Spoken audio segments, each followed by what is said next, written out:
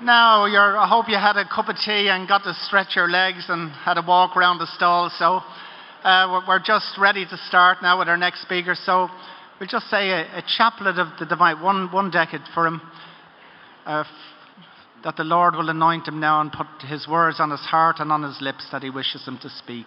Eternal Father, I offer you the body and blood, soul and divinity of your dearly beloved Son, our Lord Jesus Christ, in atonement for our sins and the sins of the whole world, for the sake of his sorrowful passion. For the sake of his sorrowful passion. For the sake of his sorrowful passion. For the sake of his sorrowful passion. For the sake of his sorrowful passion. For the sake of his sorrowful passion.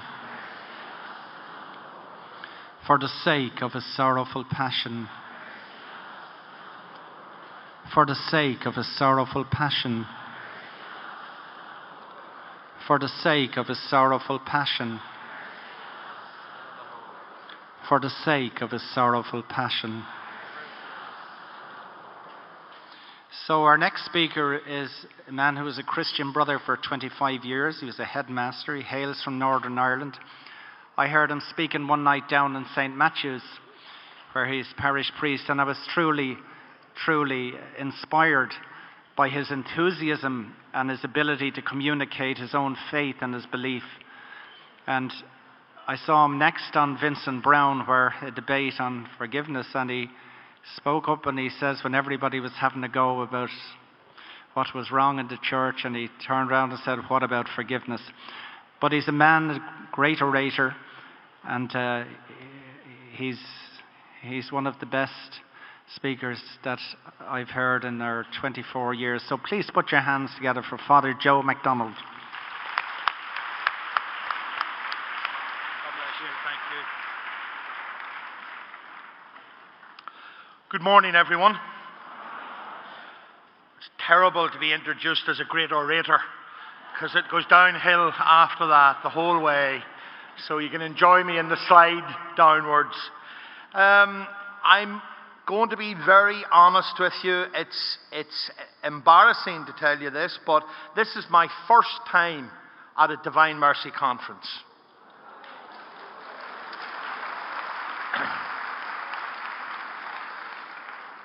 Better late than never.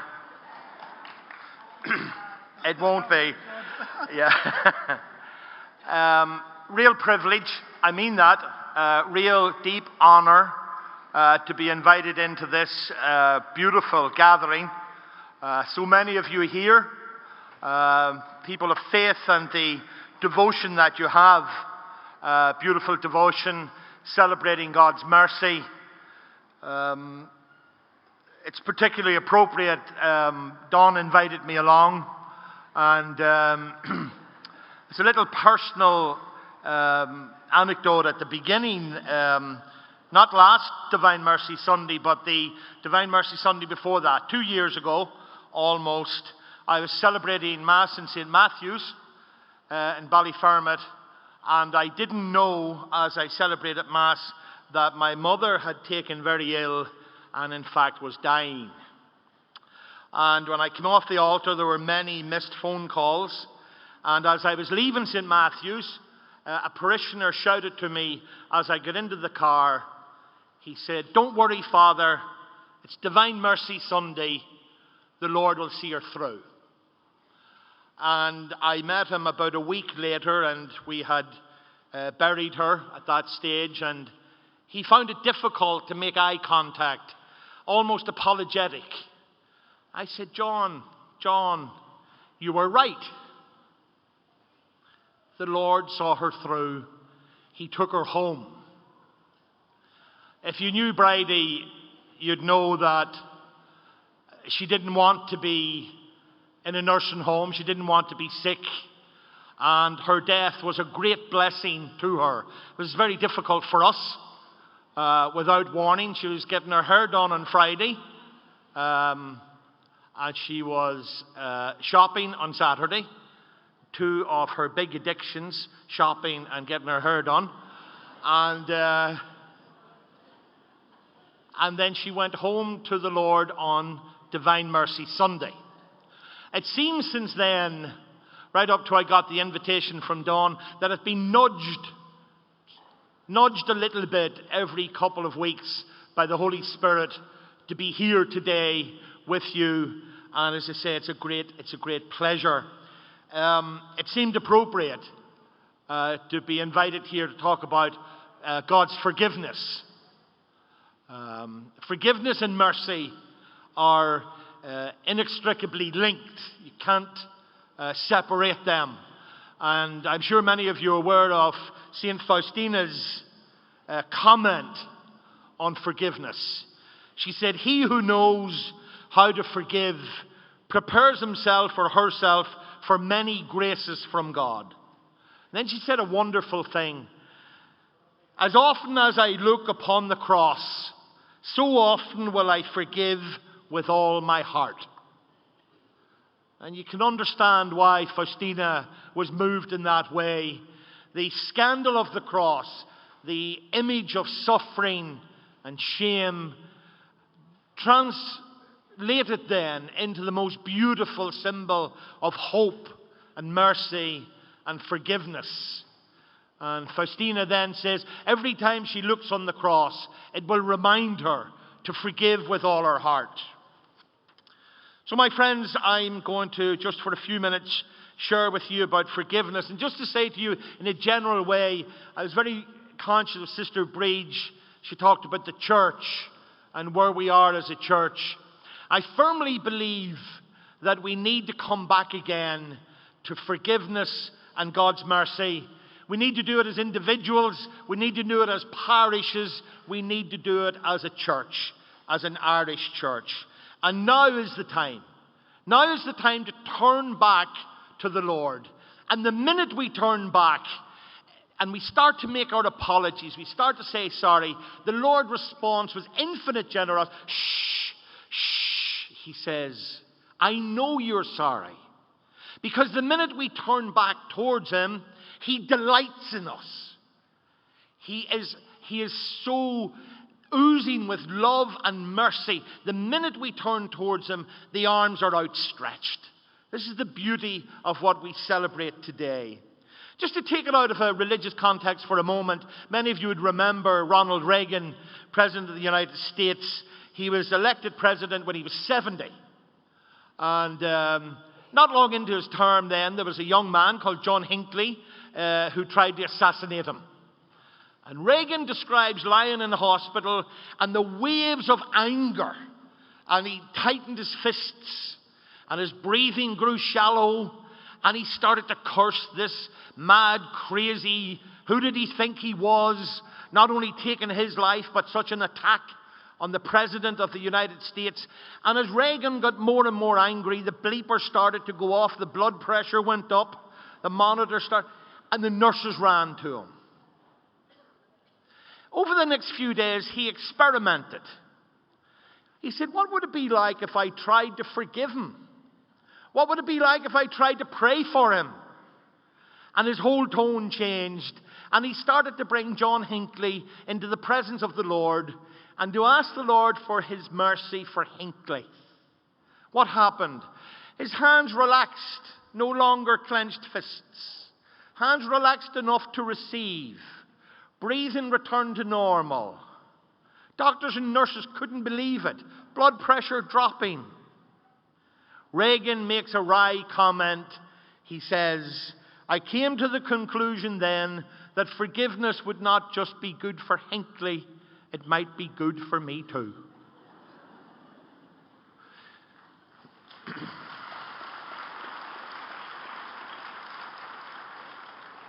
We have John Paul II, beautiful Pope, inspired us for so long, and that beautiful moment when he goes in to meet his would-be assassin, the celebration of the sacrament in action, the embrace, the lack of bitterness, the lack of hatred.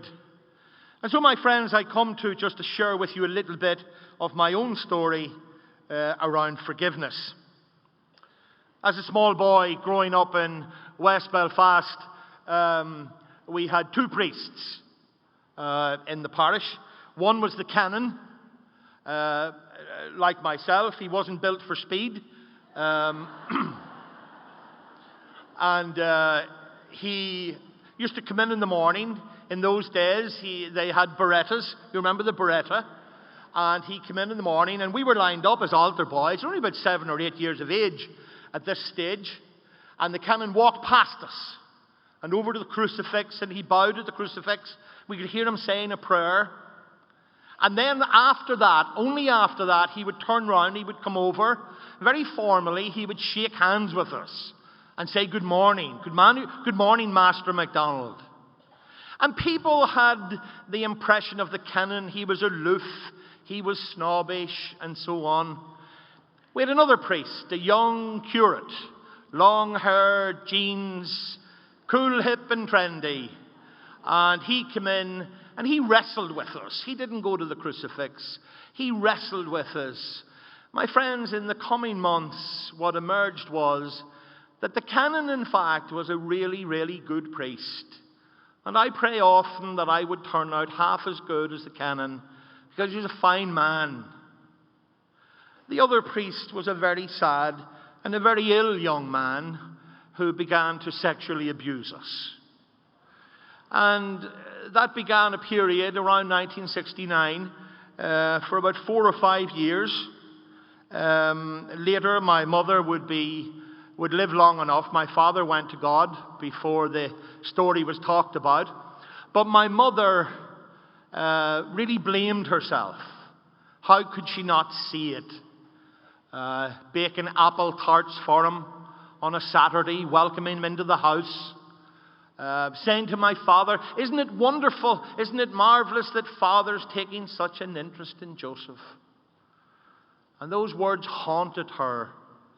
And later on, this whole issue, this topic, was to become the elephant in the room that led to an estrangement also. We went through motions, but my mother and I often found it difficult even to be in each other's presence. And thanks be to God, through God's mercy, through God's grace, she lived long enough to see some resolution to this. And so, my friends, we're talking about something that, of course, is very difficult. And there came a time then when I started to ask myself, what about forgiveness? Don quoted that line from the Vincent Brown show. And you know, the whole question of apology. Is an apology good? Yes. Is compensation people's right? Yes. Counseling and therapy, is that good? Yes. But we use this word closure a lot. People talk about closure. They want to get closure to that painful period, to those days and weeks and months of abuse, and they want closure. And they think that money will bring closure, or therapy, or if I could only get an apology. The truth of the matter, my friends, and I don't say this in any way to hurt anybody, and there's no judgment. I'm not talking about others. I'm talking about myself. I came to the conclusion very, very strongly in prayer that all these things were to help and so on, but that until there was forgiveness, there'd be no closure.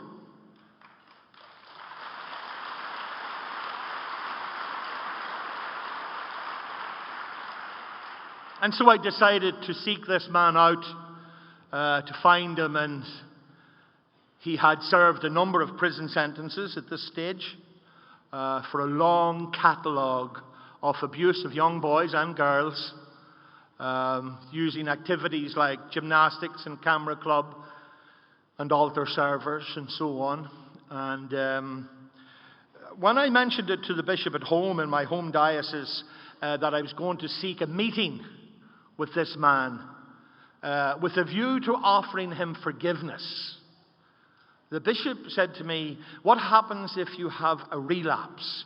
What happens if it's all brought back? What happens if this smile is trying to be friendly and in fact you see it as a leer?" Thanks.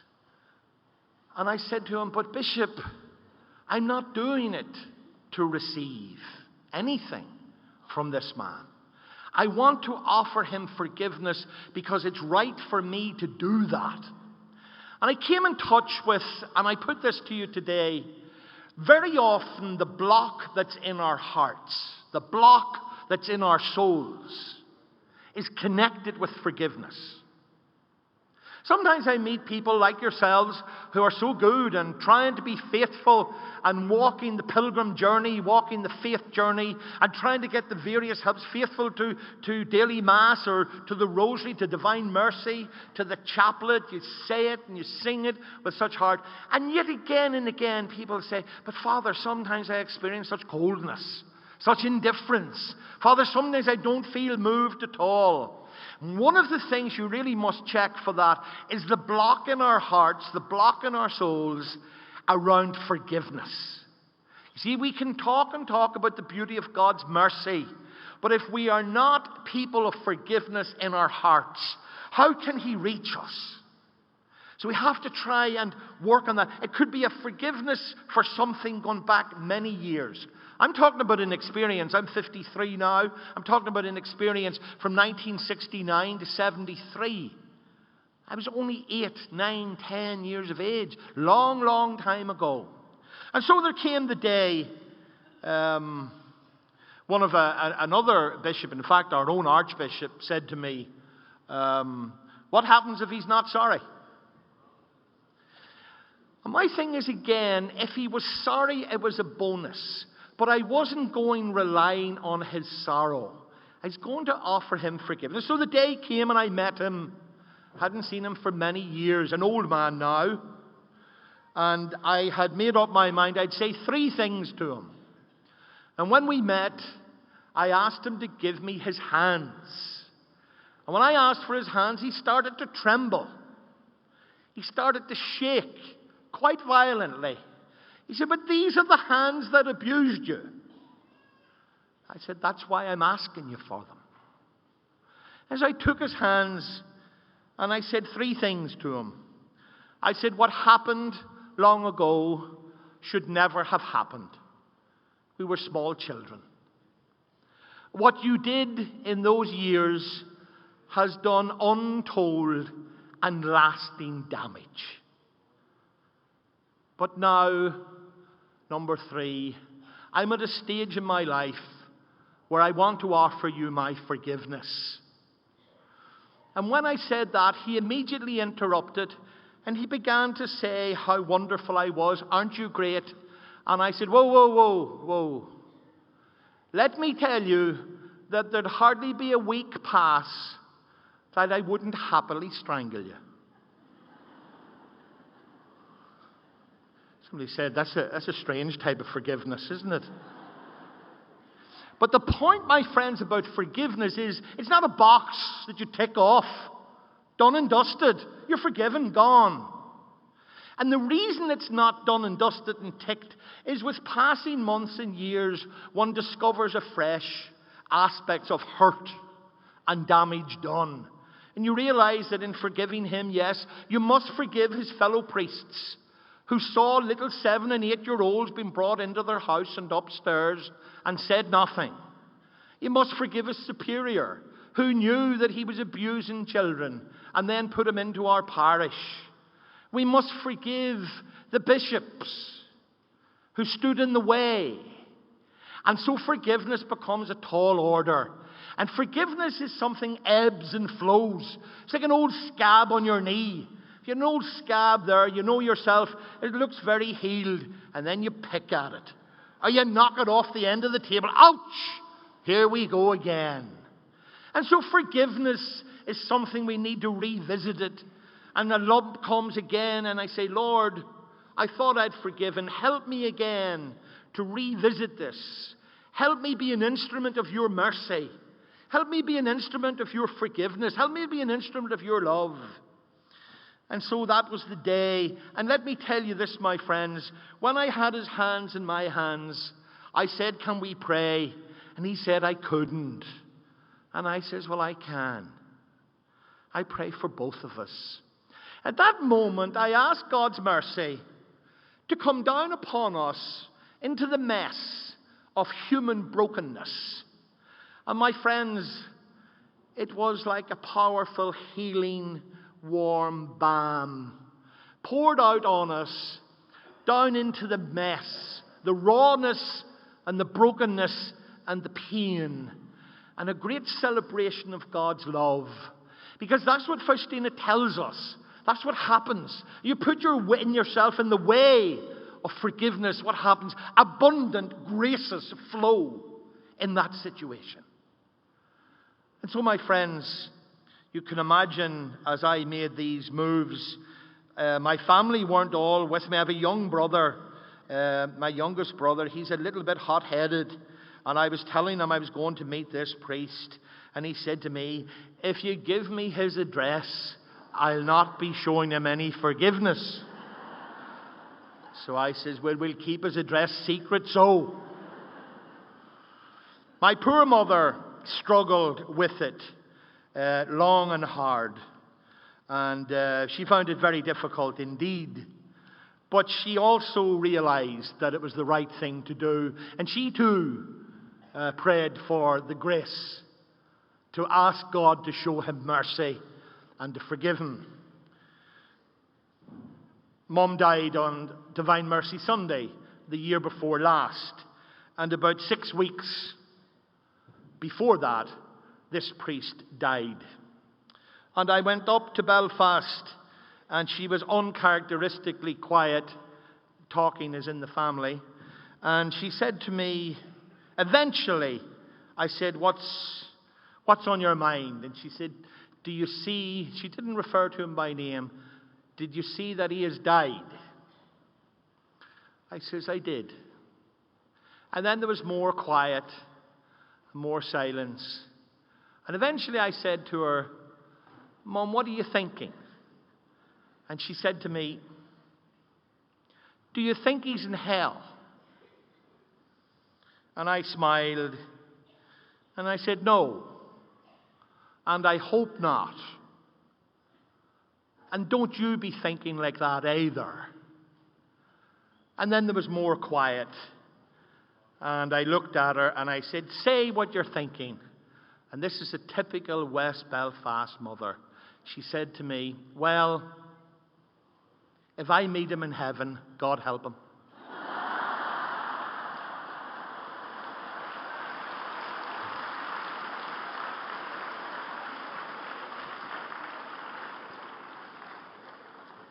So I said to her, well, you know, Ma, that will make a great headline.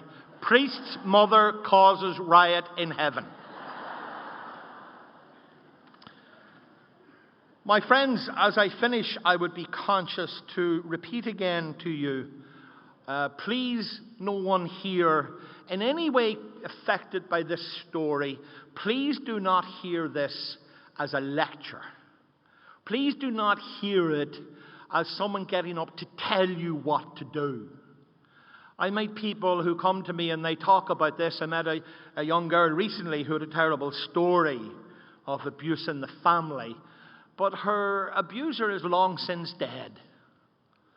And she was not able to do what I did. Now, we worked on it, and she wrote a letter full of anger, full of resentment and hatred, and she wrote the letter. And then we had a little ceremony of prayer, and we burnt the letter, and she experienced a degree of healing. Other people are in the middle of a process around therapy, and some to do with compensation, and generally speaking, religious orders are responding better than the diocese. The diocese are catching up. But originally, when I started to work on this, I found that this man was a member of a religious order. His order were much quicker to respond. And their apology was heartfelt and effusive and warm. And yet the apology that came from the diocese was guarded and cold. Now that has changed, and please God is changing. My friends, can I ask you to continue to pray for the healing of the Irish church? The deep, deep healing that only God's mercy can give. And that healing would touch everybody, in a special way those in leadership. who often add to hurt and pain without even realizing they do so, often by casual language or fear of litigation. That's another thing. Fear of not being politically correct. I remember one bishop telling me that he was listening on the television to someone who had been abused. He was putting on his hat and coat to go to meet this lady, and he was stopped in the doorway by the man in charge of public relations and the other man in charge of diocesan legalities. And they talked him out of going. And he came back and he made the comment to me, sometimes when the experts come in, compassion goes out. So my friends, I put the story to you just that it's my own story. And it's a story that does not define me. My priesthood, thanks be to God, is richer. I'm only ordained 9 years coming in July. So despite the baldness and the paunch, I'm a baby priest.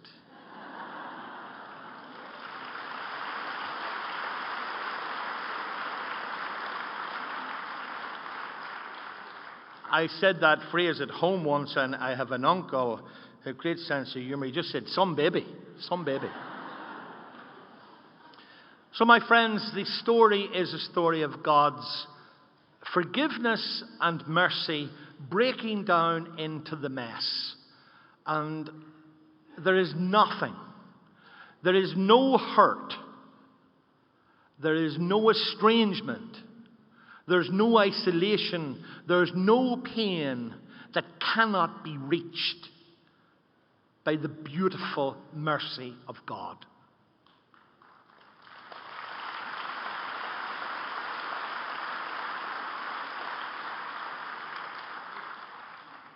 I would like to thank you so much for your engagement with me today, and I would ask you to please not only pray for me, but pray for my fellow priests. And it's not an easy time, as you can imagine, and yet there are beautiful things happening, great signs of hope, and Sister Breach touched on that, great signs of hope all around the country, at every different level, and be encouraged by that. And somebody said to me recently, Father Joe, it's a difficult time to be a priest, isn't it? I said, not really. It's an exciting, wonderful time to be a priest. And I love that every day is different, being with people in deep sadness, being with people in great joy, walking with God's people. What privilege that is. And I love the fact that it's different every day, and every morning I enjoy girding myself for battle. Do the same yourself. Let's keep praying for each other.